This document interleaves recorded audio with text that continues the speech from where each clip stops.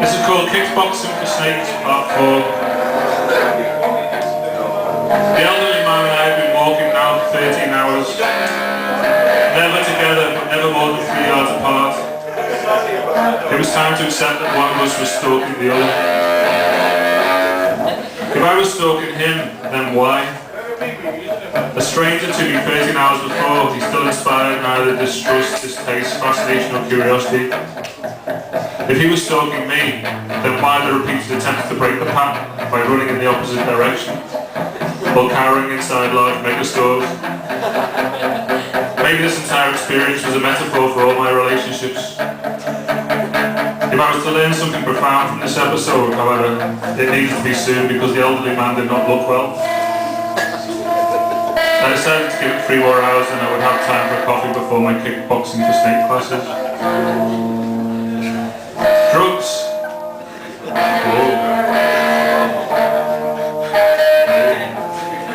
Why can't I smoke weed when all around me is greed, when people die of hate and need and lots of stuff goes on? Why can't I smoke pot? It's natural, don't say it's not, when there's pain, remorse and fear and death and paint and shoes and snot. Why can't I sell heroin to kids who are going to have really shit life anyway?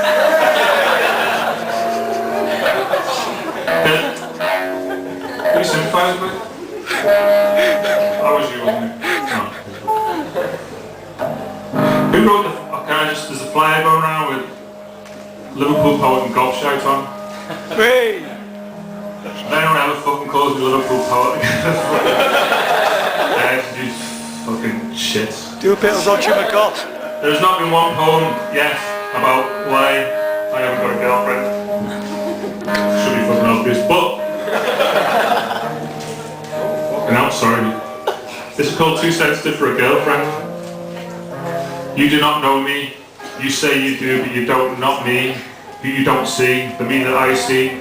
The me that's really me. The me that will be me when you are not here for me. I am me and will be me. When the me that maybe you see is me, Ali, like Do-Re-Mi. See me, feel me, touch me, be me. Me. It's called Hill. I forgot where it was. There's I just realised this all shit. I don't get it anyway. As a child standing on top of Benson Hill, I would face directly out to the sea and in the distance the Americas. Then I would throw a tennis ball as straight as I could towards the horizon in the approximate direction of New York. After a decent throw, I would carefully twist around 180 degrees. So I catch the ball on the return from around the globe. My childish mind never fully understood the obstacles to this event. Larger hills en route that would change the angle.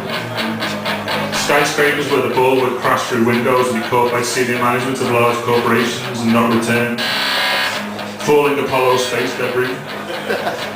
Now older and wiser, I understand why only half of them ever came back.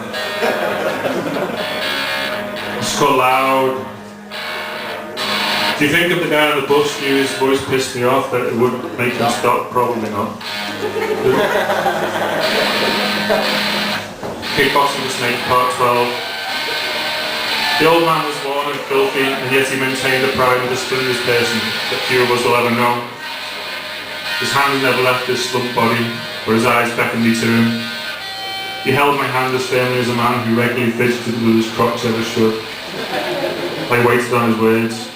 My friend, he declared, we will never know why mankind must always be at war, till first we know why any being listens to the Black Eyed Peas. He let go, and the truth of his words span round in my head. You speak well, old guy, I said in an oddly grave manner. However, the very wisdom of your words is tempered slightly by the weirdness of a guy lying in the street and saying random shit to strangers. He seemed surprised, and so I continued. Have you not got a much broader outlet for your words? He paused. Well, I do own a large publishing company. I smiled at him and stroked in a there you go kind of way, but he sighed in a way that made nature itself sigh along. We specialise in cookery books. I shook my head and refused to catch his eye as I lay for my kickboxing snake classes. This is called Look If You Need a Reason to Leave.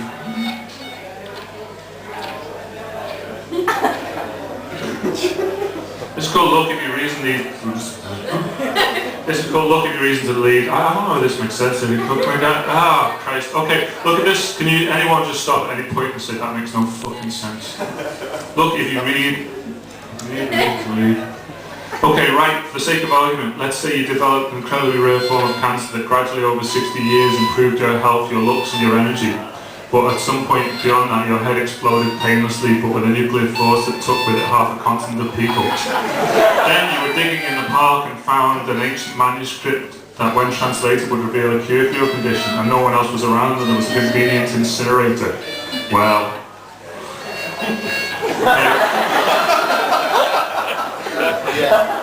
I like this. This is the last one. And it was written over there. Two things I was thinking about. Does anybody remember what the white stuff was that bulked down Irish stew? The dogs bark at invisible men on marble at the scientific breakthrough.